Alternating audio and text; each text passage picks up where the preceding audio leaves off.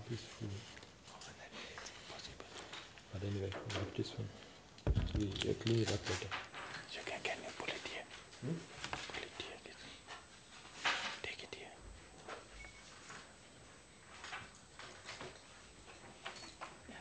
Yeah.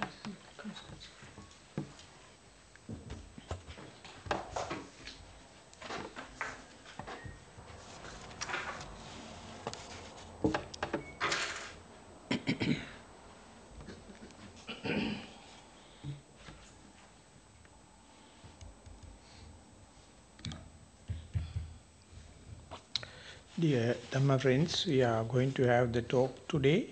May everyone get settled down and give the consent with 3 times. Sadhu, sadhu, sadhu. Wir haben heute Abend wieder den Vortrag, also wir kommen jetzt alle runter in der traditionellen Form. Wieder war das jetzt mit 3-mal Sadhu, Sadhu, Sadhu. Namo tasse bhagavato arahato samma sambuddhasse. Namo tasse bhagavato arahato samma sambuddhasse. Namo tasse bhagavato arahato samma sambuddhasse. Katamo ca bhikkhave bhavo tayo me bhikkhave bhava kama bhava rupa bhavo arupa bhavoti ayang uchchati bhikkhave bhavoti ti.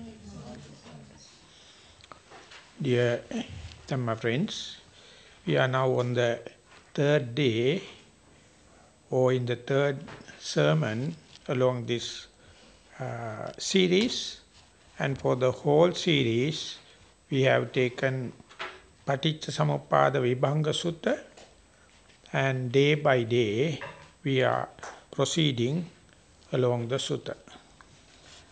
Liebe Dhamma-Freunde, wir sind jetzt am 3. Tag in der Serie angelangt zu diesem bestimmten Sutta, dem Patichcha Samuppada Vibhanga Sutta, was wir uns ausgesucht haben jetzt für die Serie, und jetzt geht es weiter damit zum 3. Mal jetzt an diesem Abend. In this series I am following a special method. That means in the 12 links you find in this sutta, I try to see the relationship with the first and the 12th link, second and the 11th link, third and the 10th link, like kind of a relationship. So therefore, while you are following the course, pay attention to this reason also. Also wir sind jetzt an dem Punkt angekommen, was wir bislang besprochen haben, und jetzt bitte ich, dass er da jetzt auch nochmal besondere Aufmerksamkeit darauf legt, den Zusammenhang, den ich herstelle zwischen der 1. Verbindung und der 12. Verbindung, der 2. und der 11., der 3. und der 10., also so auf diese Weise da auch dabei darauf zu achten. To summarize the last 2 talks and to find a opening for today's one, I'd like to start with the most obvious reason, that is the suffering on the world, that is being explained as the old age, diseases, death, pain, lamentation, despair, and the whole series of suffering. That's the starting point of the sutta.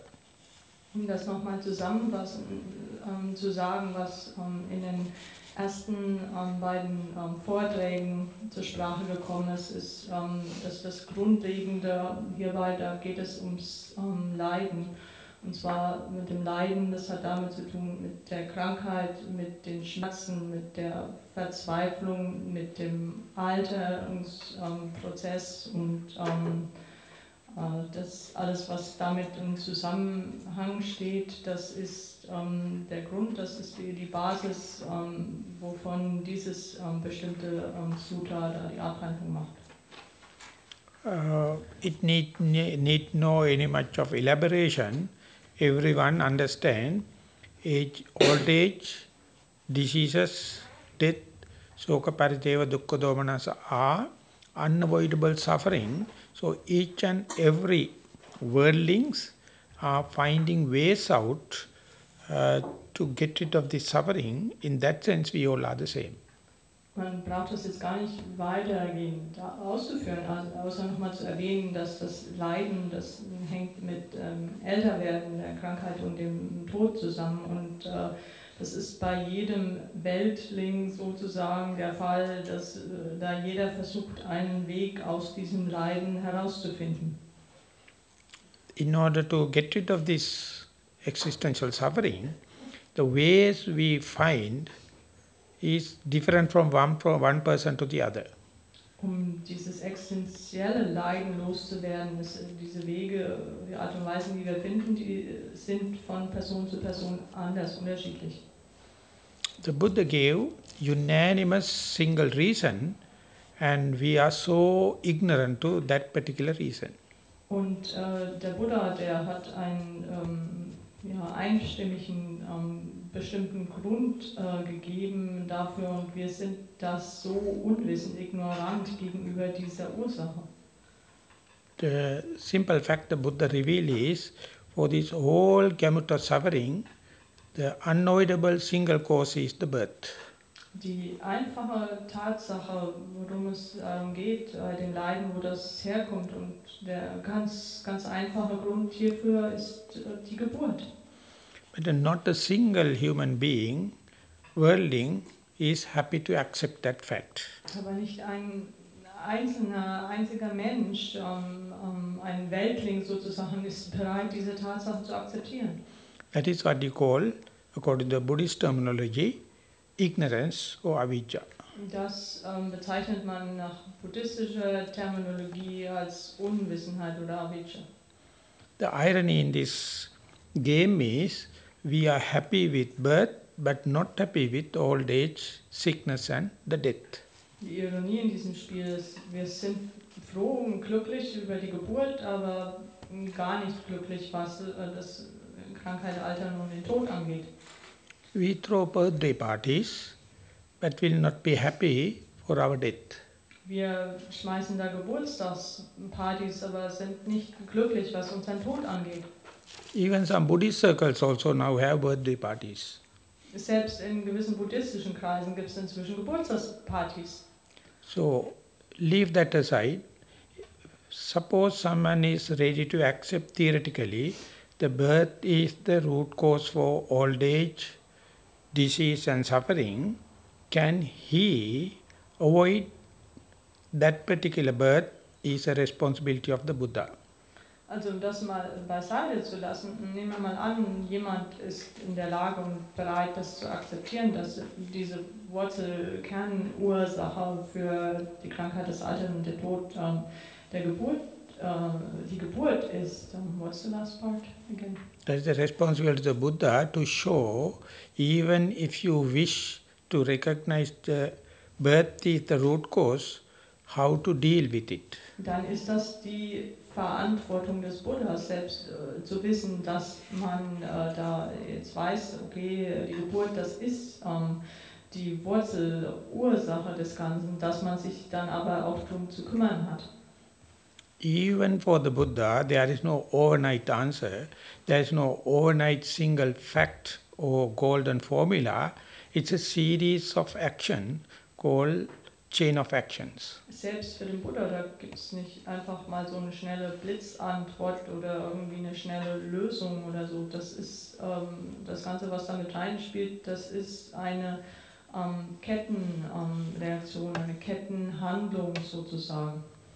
So in this chain action or chain reaction, one has to start from the birth or jati and one has to work behind.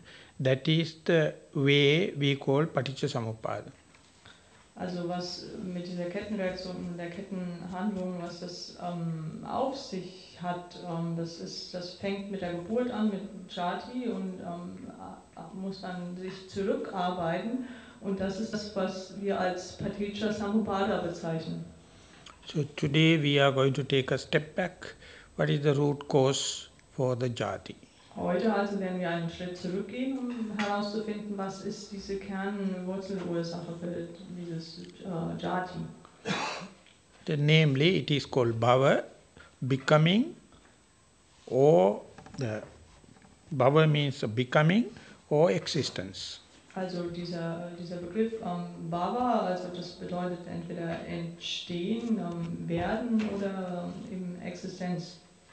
So if you are appreciating becoming, if you are appreciating the existence, wherever you may be, even disappear from this end, the appearance of the in the next end is happening because it is a kind of a field that Einstein understood when the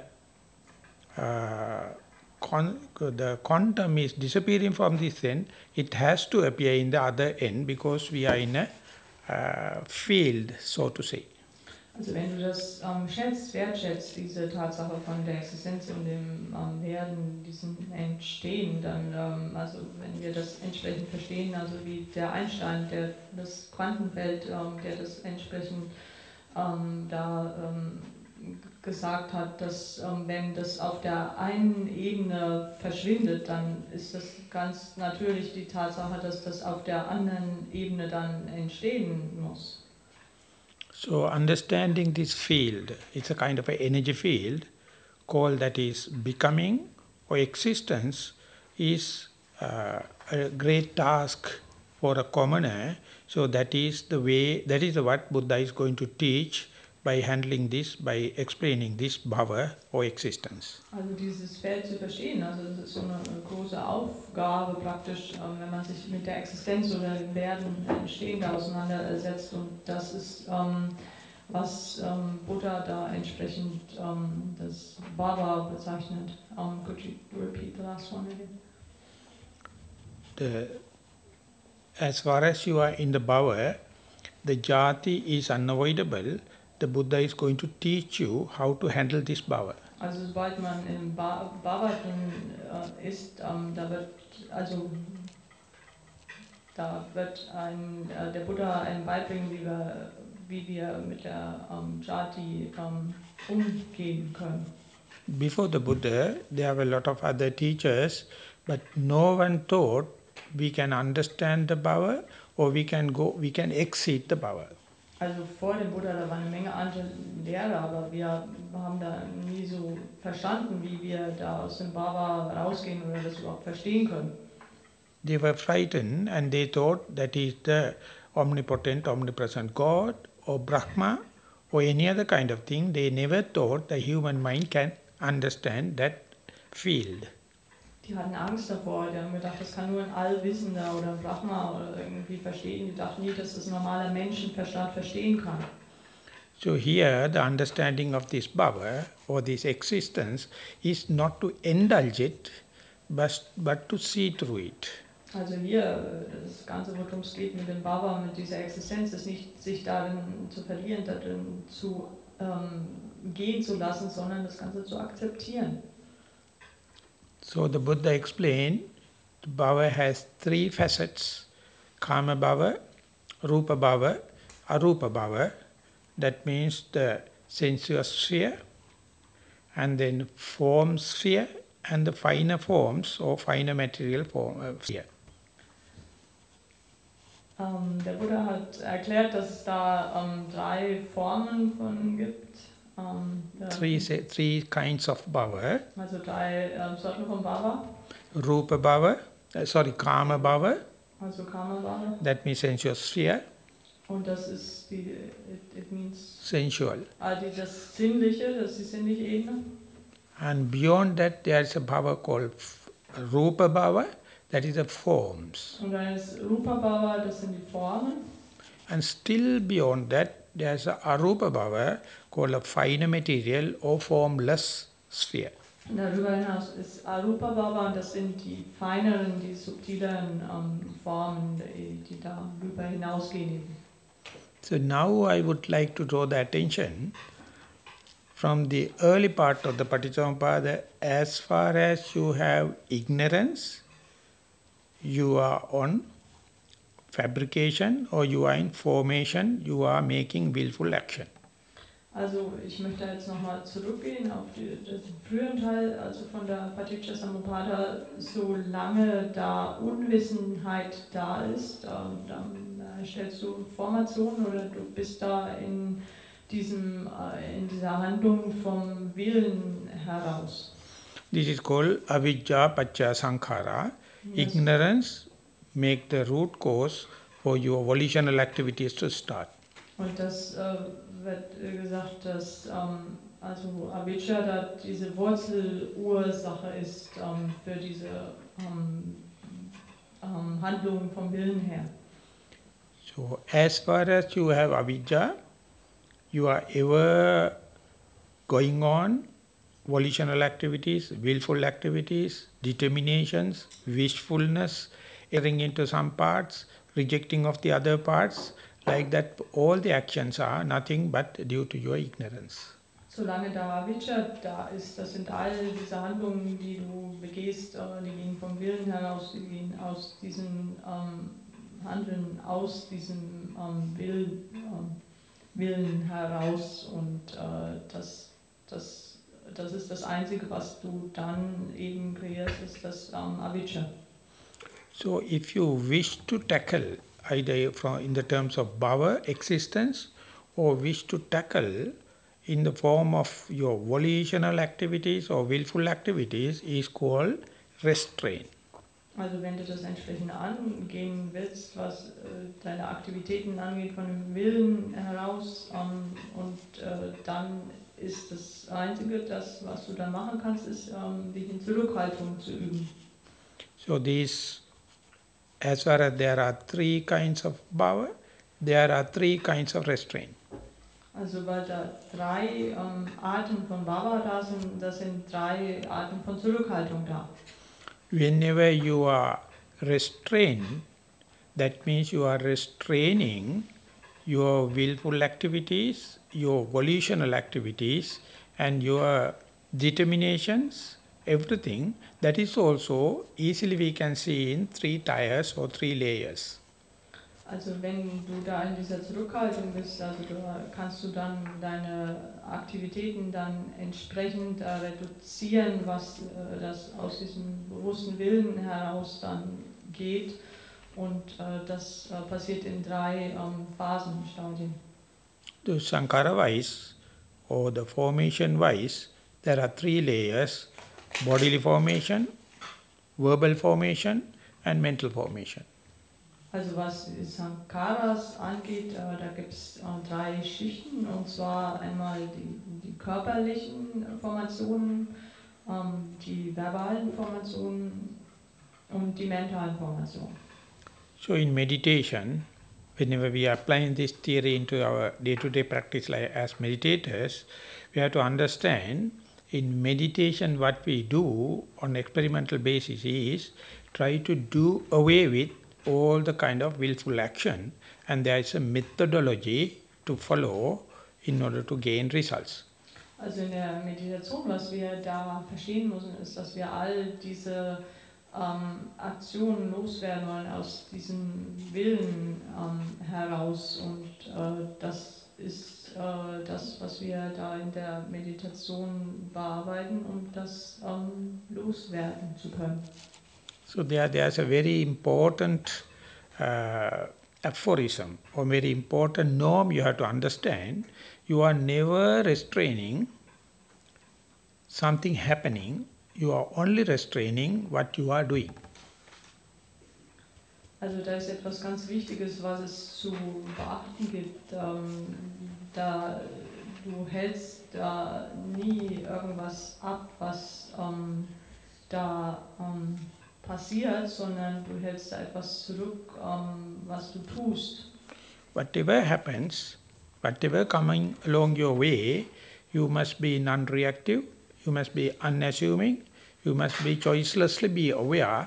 That's a part and parcel of this mindfulness. Also was da passiert, was dir da auf dem Weg begegnet, du musst da einfach dem gegenüber nicht reagieren. Du musst da in dieser wahllosen Bewusstheit sein und das entsprechend so geschehen zu lassen.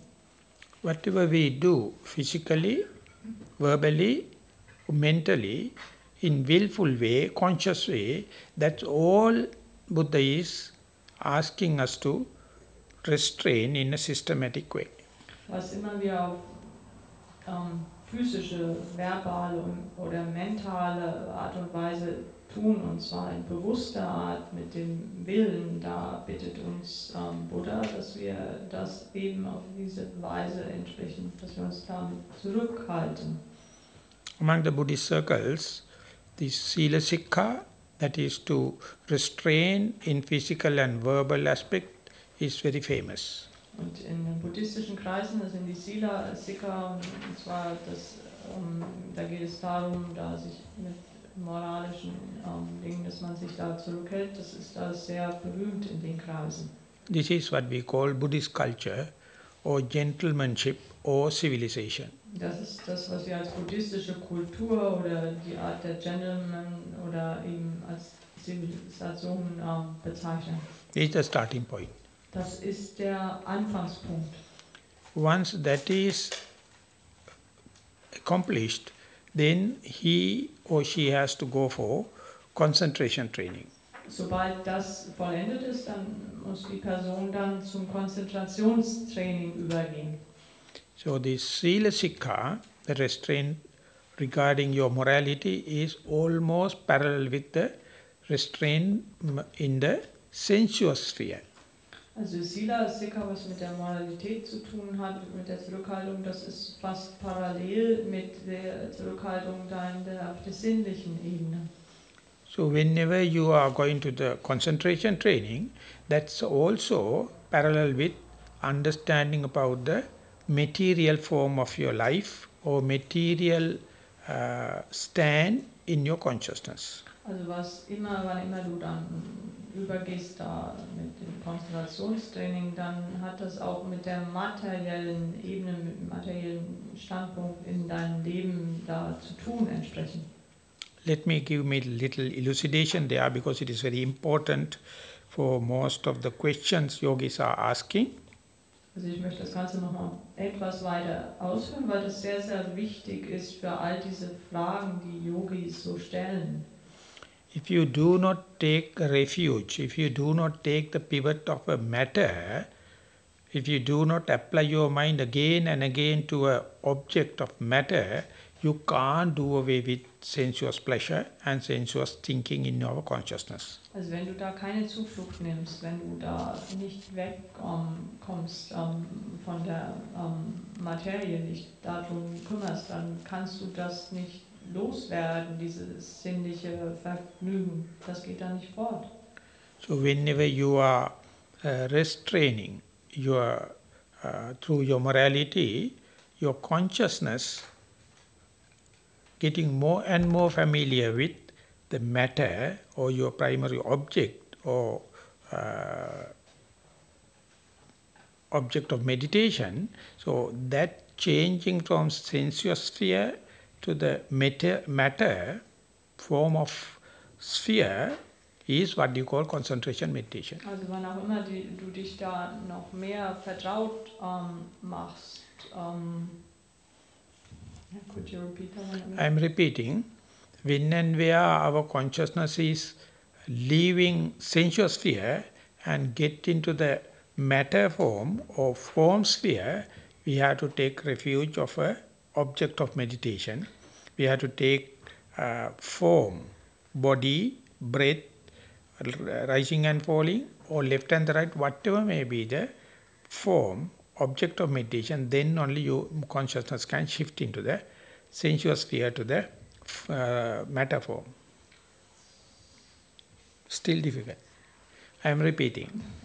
When the consciousness is thoroughly mingled with sensuous sphere, that is what we call non-meditators, it is very difficult to bring into the religious part, difficult to take it to the meditative part, unless otherwise you take a primary object. Also wenn die Bewusstheit da in diesen sinnlichen Sphären drin ist, dann ist das ganz schwer da rauszukommen, es sei denn, man nimmt da ein primäres Objekt als Meditation.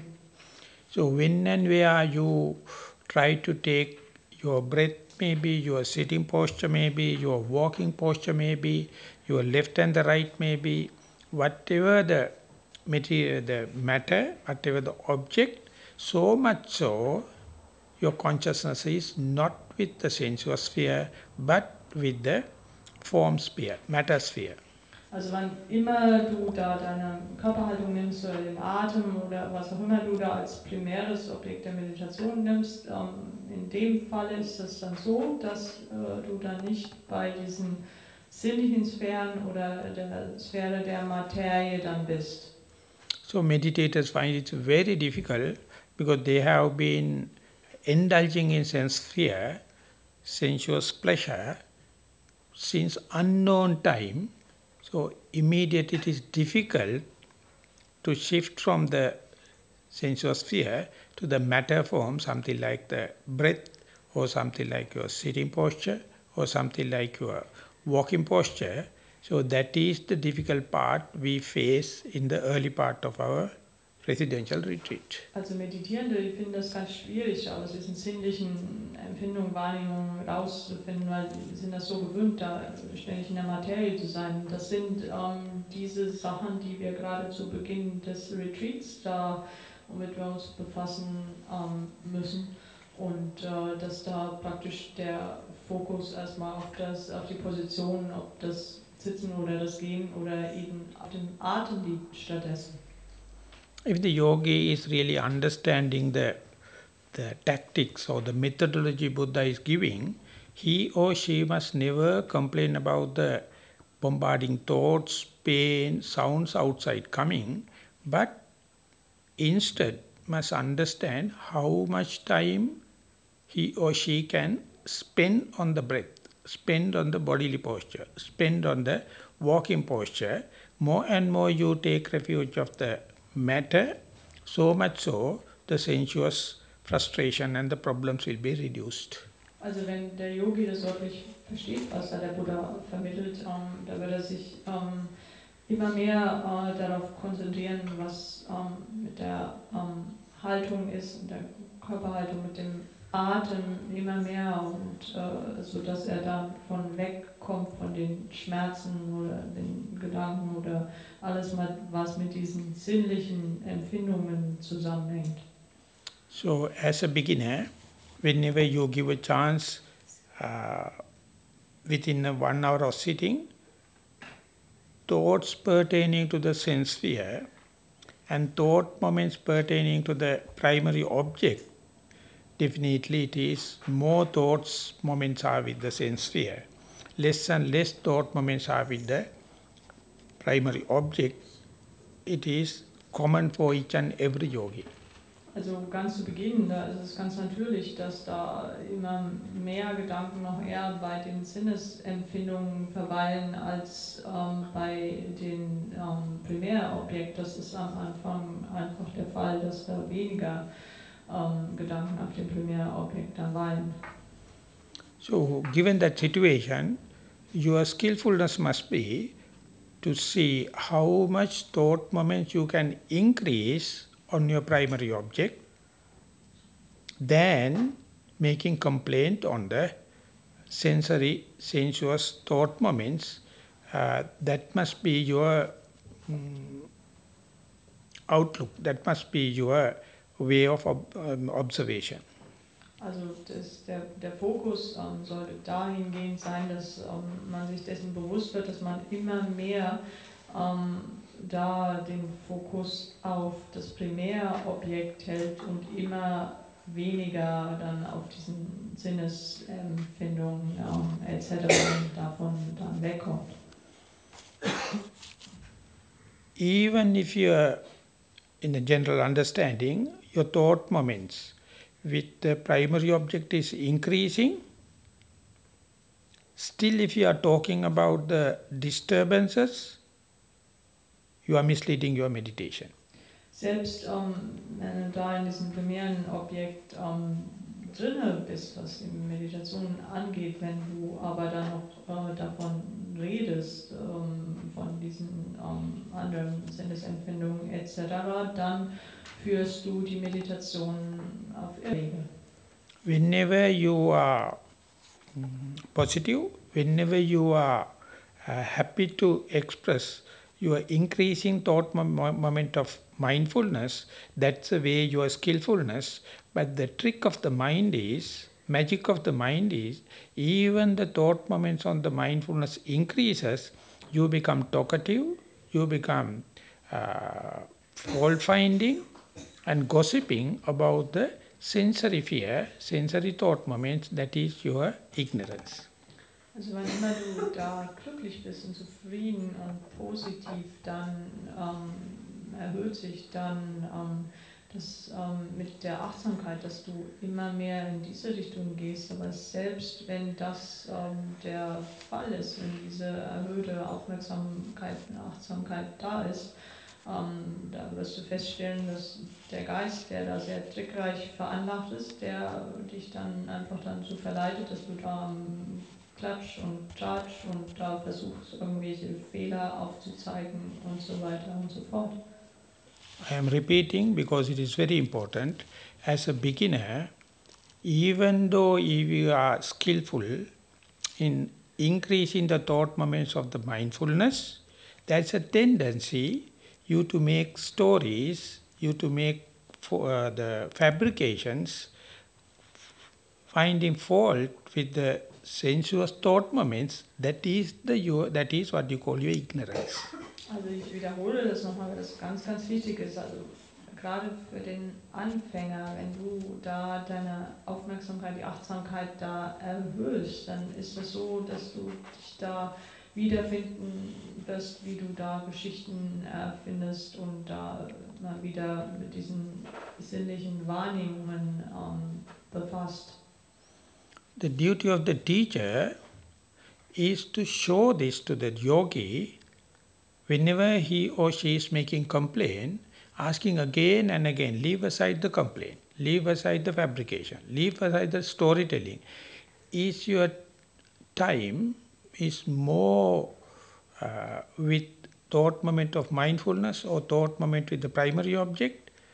And that is the question here we are making to enlighten the yogi amidst of all the sensory thoughts, still you are managing to increase the number of thought moments in mindfulness. Die Pflicht des Lehrers ist, wenn da eben so ein Beschweren auftaucht oder Klatsch und Tratsch oder irgendwas in der Richtung ist, dass da der Yogi darauf hinzuweisen ist vom Lehrer, dass diese Achtsamkeit immer wieder der Fokus darauf, dass sich gar nicht darauf eingelassen wird, beziehungsweise der Hinweis erfolgt, du bist da in irgendwelchen Geschichtenerzählerei oder erfindest da Sachen bis in diesen Sinneswahrnehmungen, verfängst du dich und immer wieder darauf zurückzuweisen, dann zur Achtsamkeit jeweils immer wieder zurückzukehren, um diesen Gedankenmoment dahingehend zu erhöhen, zu erweitern. That is because you have sati but you don't have sampajanya. Also das ist, weil das liegt daran, weil du hast Sati, aber du hast nicht Sampajanya. You know that mindfulness is catching, but you are not appreciating the same thing. Du weißt ja, die Achtsamkeit, die hat da sehr wohl eine Auswirkung, aber du schätzt das Ganze nicht. There is an invariable support from the teacher or the interviews or in the discussion to enlighten you amidst of all the distractions, all the disturbances. Your mindfulness is catching, and that is the way we call Kamatahan Suddha Karna or interviews or the discussion. Und es ist eine ganz wichtige Aufgabe des Lehrers, dich da entsprechend aufzuklären und dich da einfach immer wieder da in diese Achtsamkeit zurückzuführen und dahingehend die Bewusstheit anzuregen. And that's which sutta? And that is why the discussions are important, and equally talks like this are very important for your practice. Und deswegen sind die Diskussionen so wichtig und da sind solche Vorträge oder Gespräche genauso auch für eure Praxis sehr, sehr wichtig. Your ignorance or the practitioner's ignorance not limited to that misunderstanding, will be more arrogance due to your result-oriented or expectation kind of thinking. Also eure Unwissenheit, die da mit reinspielt, also das ist eher auf eure resultatorientierte Denkweise mit Erwartungen verknüpft zurückzuführen. That means you are not patient enough. Das heißt, du bist einfach nicht geduldig genug. Otherwise you all are very, very good. Ansonsten wärst du sehr, sehr, sehr gut. But you never appreciate it because you always appreciate your mistakes. Aber du schätzt das nie, weil du immer deine Fehler nur schätzt. It's the worst thing in humankind. Das ist das Schlimmste in der Menschheit. You don't have compassion. Du hast kein Mitgefühl. You don't have loving kindness. Du hast keine liebende Güte. So together with mindfulness, you have to appreciate, you must try to find a reason to be glad under any circumstances. So be happy with this slow development of the mindfulness. Also zusammen mit der Achtsamkeit, da musst du einfach Möglichkeiten finden, dass du in jeder Situation froh und zufrieden bist, so, dass du da deine Entwicklung entsprechend fortschreitest. Whenever you sit, you get this viewpoint. Whenever you get this outlook, meditation is just a hobby. Wann immer du da diesen Standpunkt bekommst, diese Sichtweise, da ist Meditation dann einfach nur ein Hobby. Otherwise it's a regimentation, self-torturing. I feel very sorry for such yogis. Ansonsten ist das so eine Einengung in Regeln verstricken und das ist wirklich eine Selbstfolter und solche Yogis, die tun mir echt leid. But this is not Nibbana, this is not the final goal. This is the attitude, this must be your view. It must be your... This is not the final goal, this is your methodology, this is your outlook, must be your view.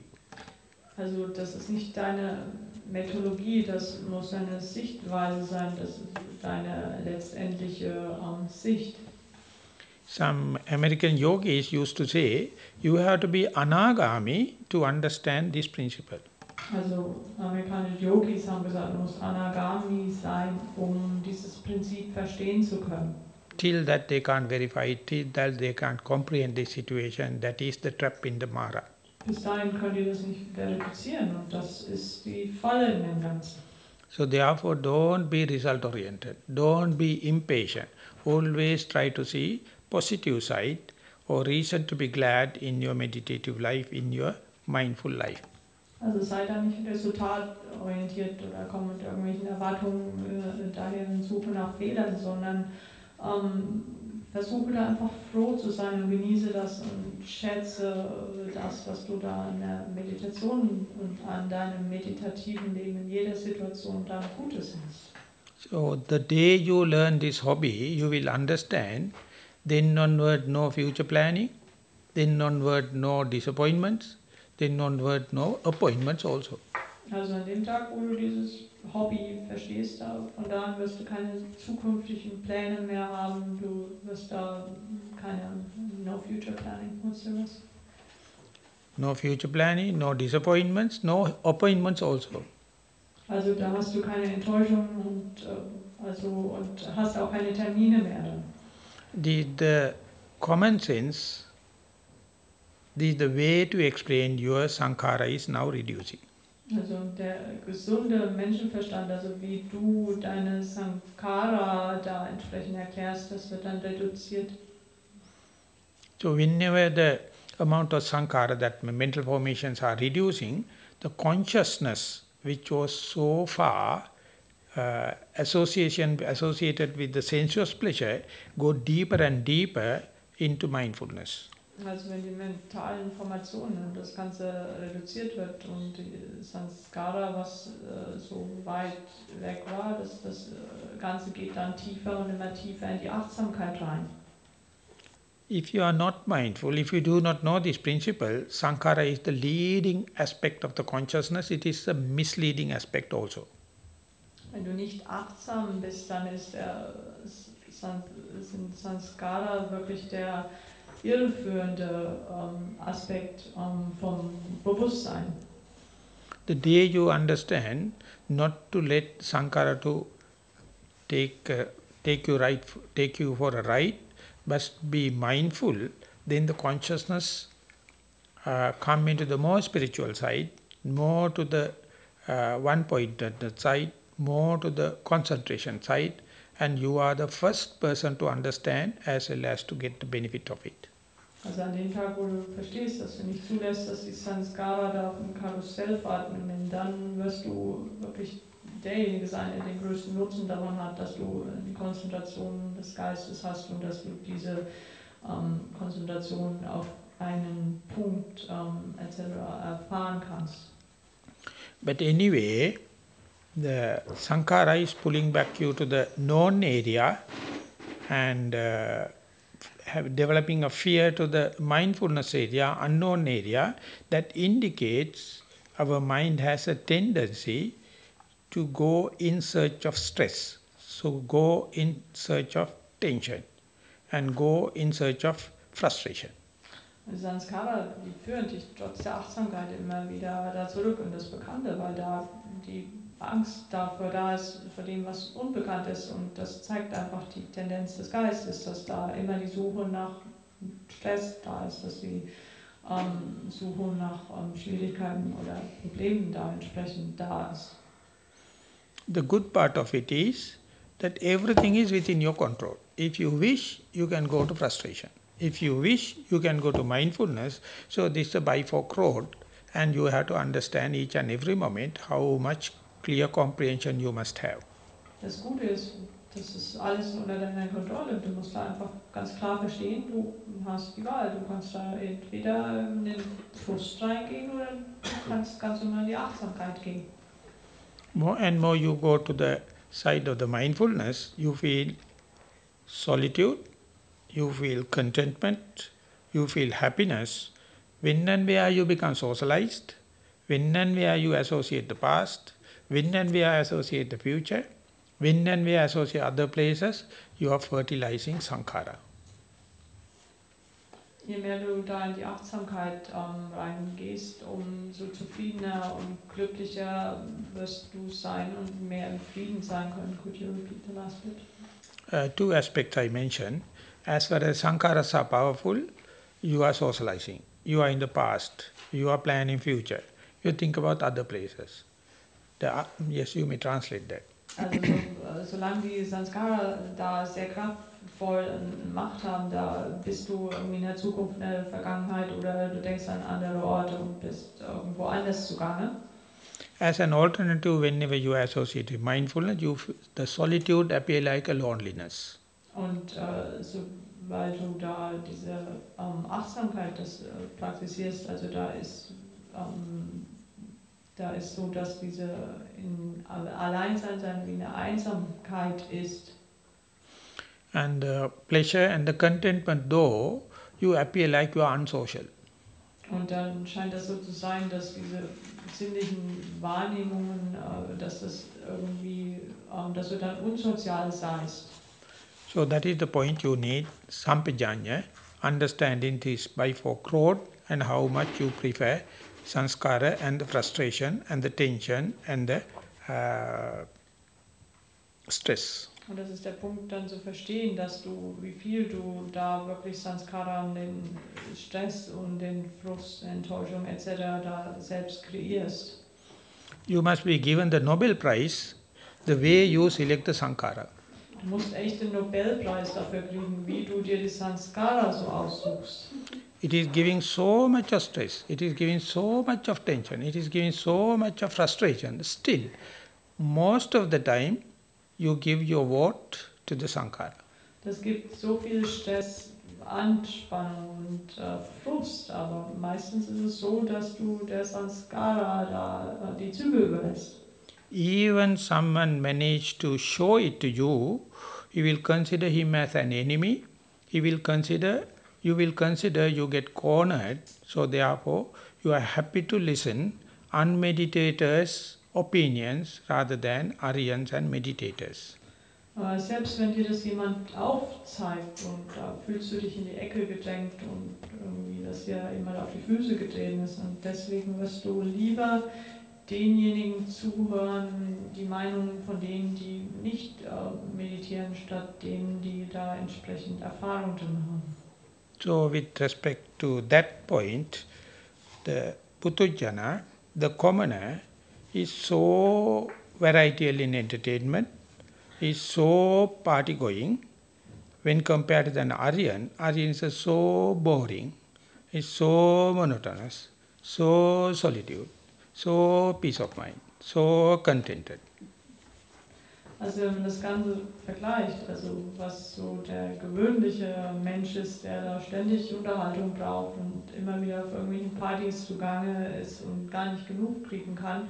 Und naja, wenn man das dann vergleicht mit demjenigen, der erfahrener ist, da in der Meditation, der da so langweilig ist und ständig alleine und sich in Einsamkeit und so weiter übt.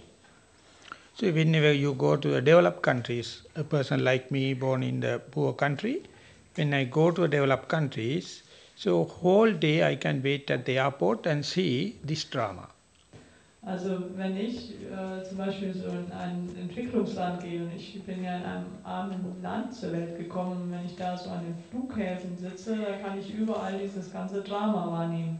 I can look at the television and entertain whole day.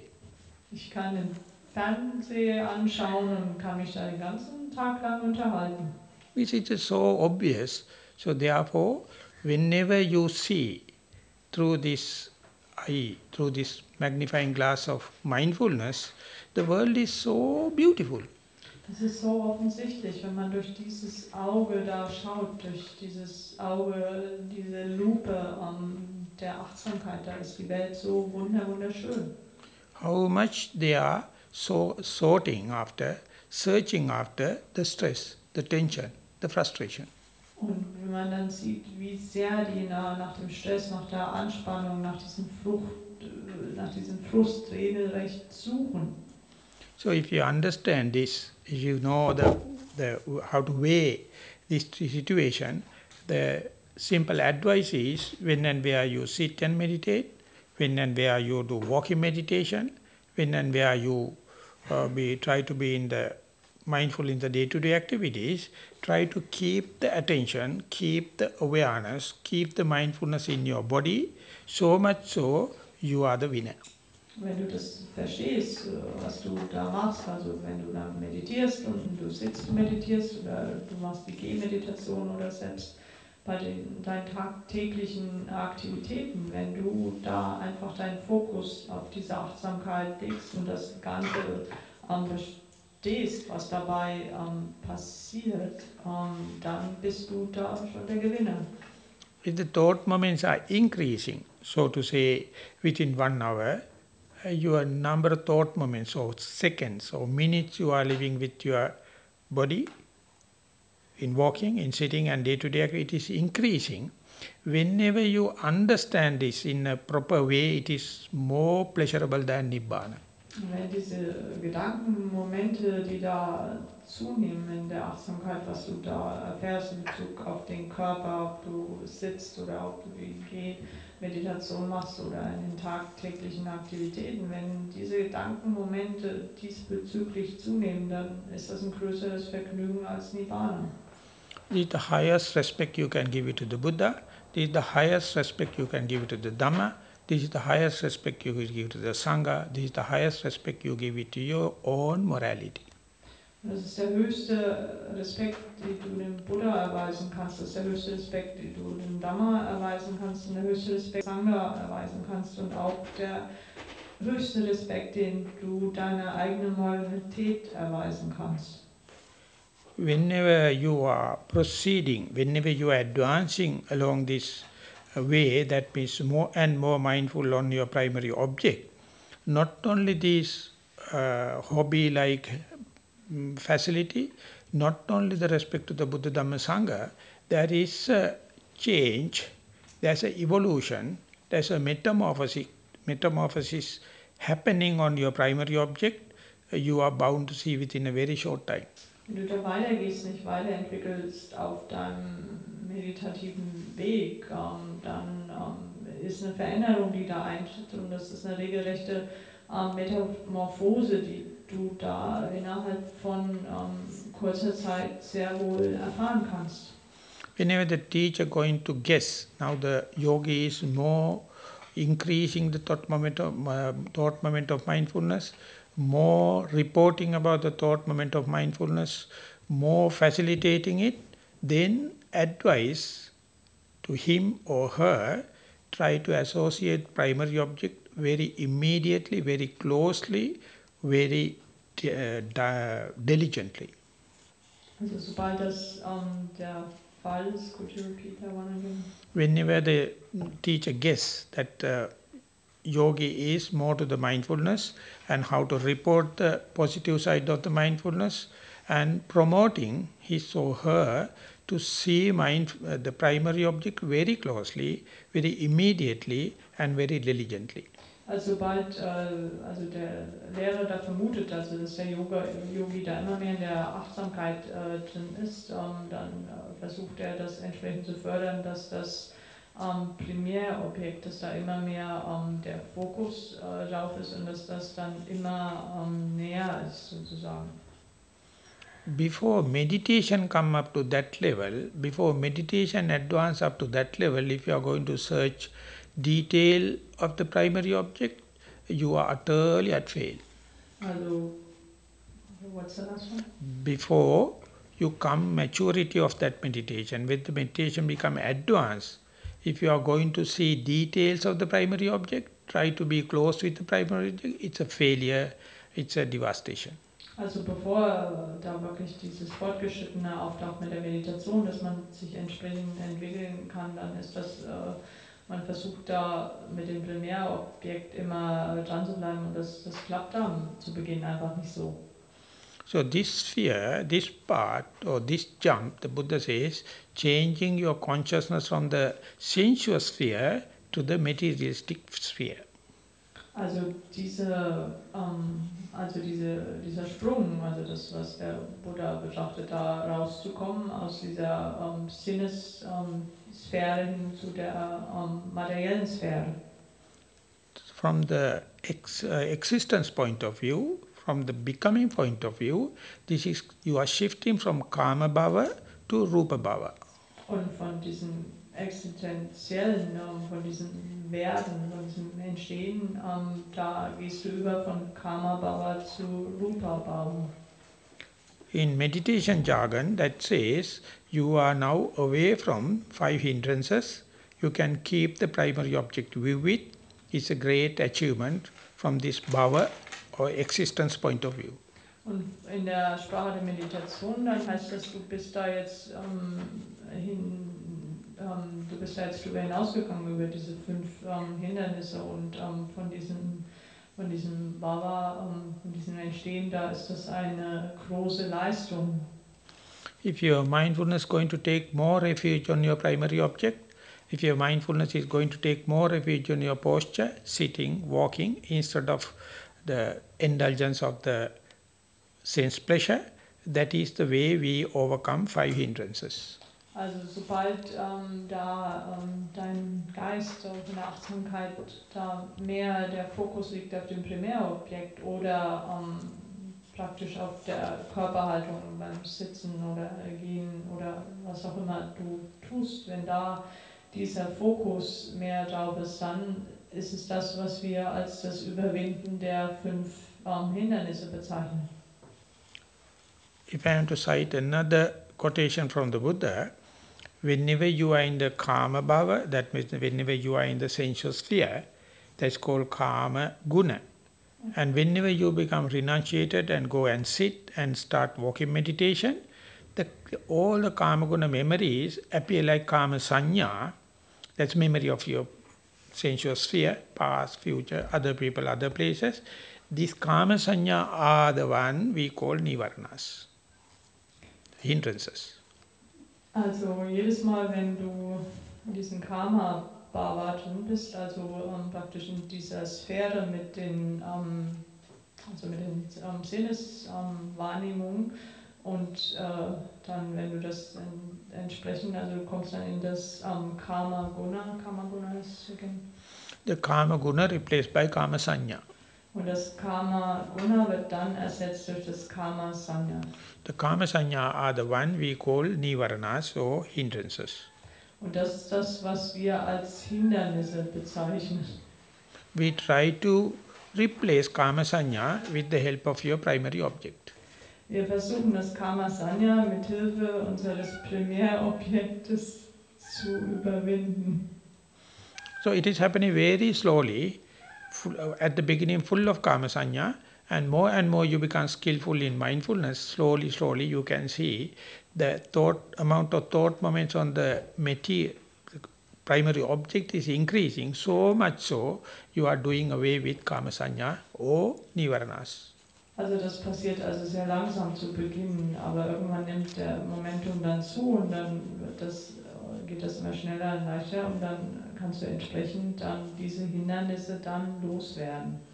This needs a lot of explanation, but in order to go forward, I would say, when and where you learn how to shift from the Kama Sanya to the Rupa or primary object, you get more and more chances to be face to face with your primary object. Also es braucht eine Menge Übung gerade zu Beginn, aber ich würde sagen, wenn du dann weggehst von Karma Sunya zu den Karma Rupa, da ist dann immer mehr der Fokus auf dem Primärobjekt.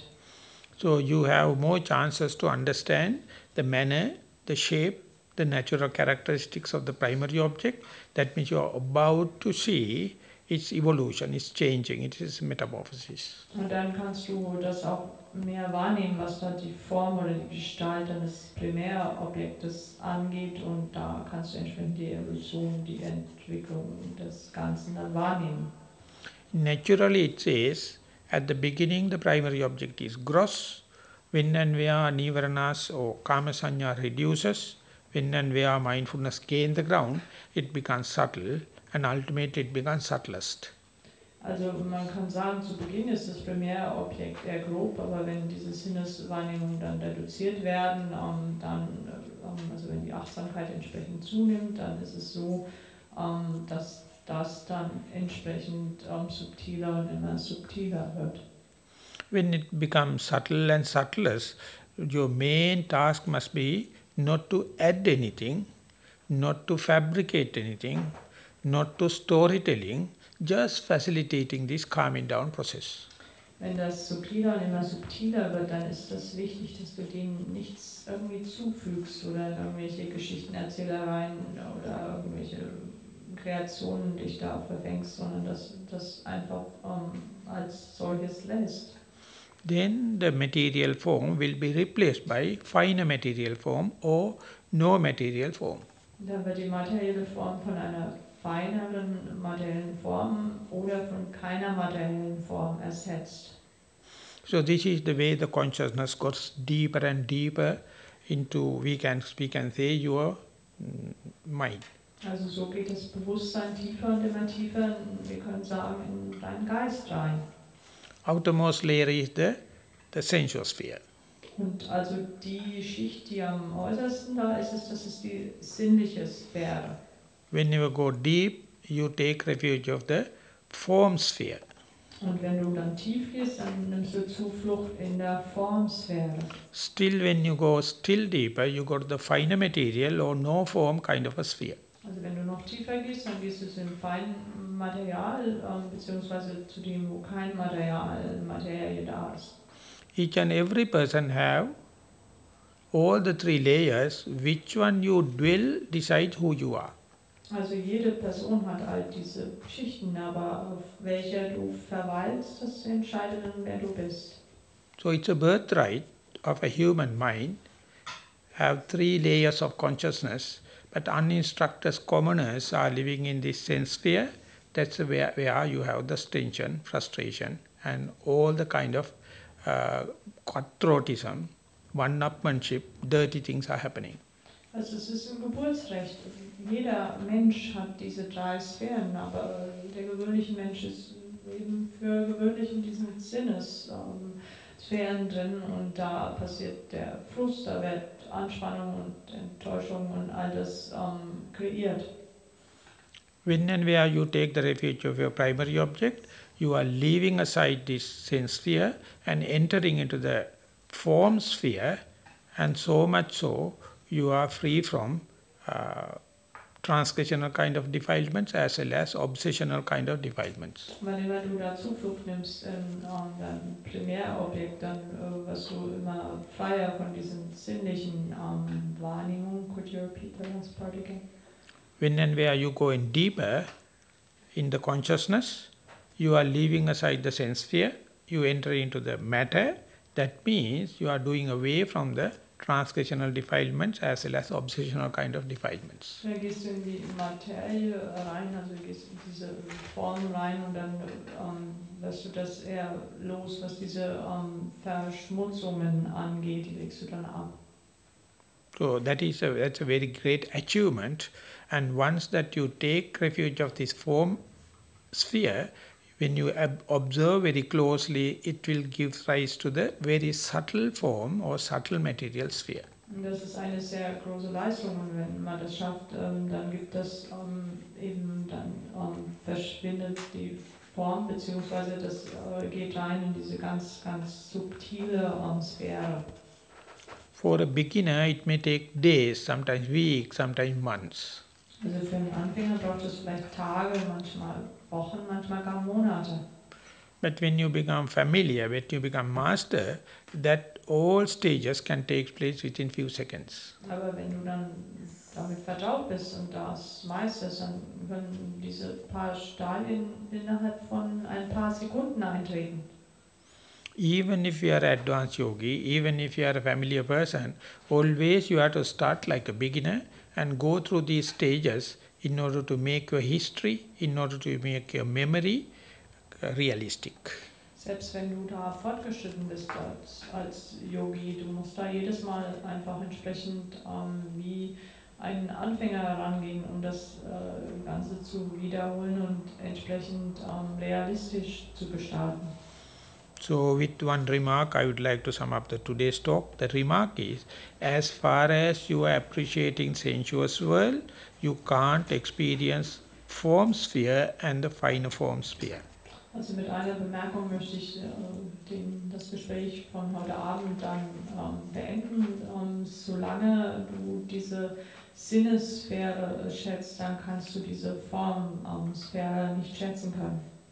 Whenever your meditation is successful and whenever you are dwelling on the matter form or the form sphere, that means with the primary object, no sensuous sphere can disturb you. You can't understand finer material sphere because your mind is occupied with the matter or form sphere. Wann immer deine Meditation erfolgreich ist und du da dich mit der Formsphäre befasst, dann verschwindet diese Sinneswahrnehmung oder der Fokus darauf und dann kannst du das auch schätzen, diese subtileren Formen zu haben und diesen Fokus auf der Materie zu haben. Whenever you become skillful in the material form and go to the very subtle state, you are completely cut off from the sense sphere, cut off from the form sphere. Only you can experience fine material sphere or no material sphere. Und wenn du da ganz befähigt drin wirst und das entsprechend weiterentwickelt, dass du da weggehst von diesen Sinnesempfindungen und dann sogar auch darüber hinausgehst, über diese Formsphäre und dann kommst du dahin in diese materielle und sogar dann auch in diese nicht materielle Sphäre und diese ganz subtilen Formen. You can go through only through the methodology, it is not an accident. Also du kannst da nur durchgehen durch diese Methodologie, das ist kein Zufall. And the sense sphere we call in the Western psychology, the consciousness and matter and the subtle matter sphere called subconscious. Also das in der modernen, also in der westlichen Welt wird das bewusste Verstand, das sind die Sinneswahrnehmungen, diese Formsphäre, das ist das Unterbewusstsein. So within one person, three people living, Also you must understand how to from gross to the subtle, subtle to the subtlest. More and more you go there, at the subtlest point, each and every one equal. Also man muss verstehen, da in einer Person, da leben 3 Personen drin und wenn man da entsprechend durchgeht, dann geht man von der gröberen immer zu der ganz subtileren Ebene und das kann man dann entsprechend so verstehen. So after the Sigmund Freud, the Carl Jung introduced this as the universal unconscious. Und nach dem Sigmund Freud hat der Carl Jung das entsprechend als das universelle Unbewusste bezeichnet. Zen Buddhism call it is the Buddha nature. Und Zen-Buddhismus bezeichnet das als das Buddha-Wesen.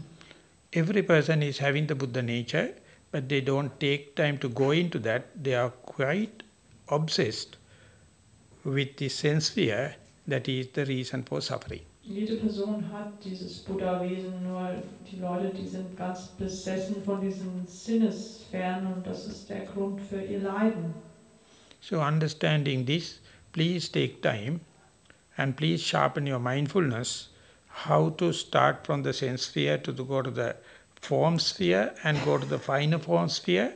That is the best compassionate thing you can do it for yourself. With that remark, I would like to sum up the talk today. Thank you very much for listening. Und das zu verstehen ist, da wirklich klar zu werden, dass du da die Achtsamkeit walten lässt, dass du dahingehend wegkommen kannst von dieser Sinnessphäre hin zu der Formsphäre und dass du darüber hinaus in diese ganz subtile Materiesphäre gehen kannst. Mit dieser Bemerkung möchte ich das Gespräch, den Vortrag für heute Abend beenden. Sadhu, sadhu, sadhu. A very quick question. The transitional and obsessional defilements. Transitional defilement, there is nothing called. There is no such a thing. Did you not say something about it? Transgressional. Transgressional. And they go away when one goes from the karma, from the sensual to the form sphere. Thank you. Karma guna, what is meant by karma guna? Diversification of the sense sphere. Karma guna.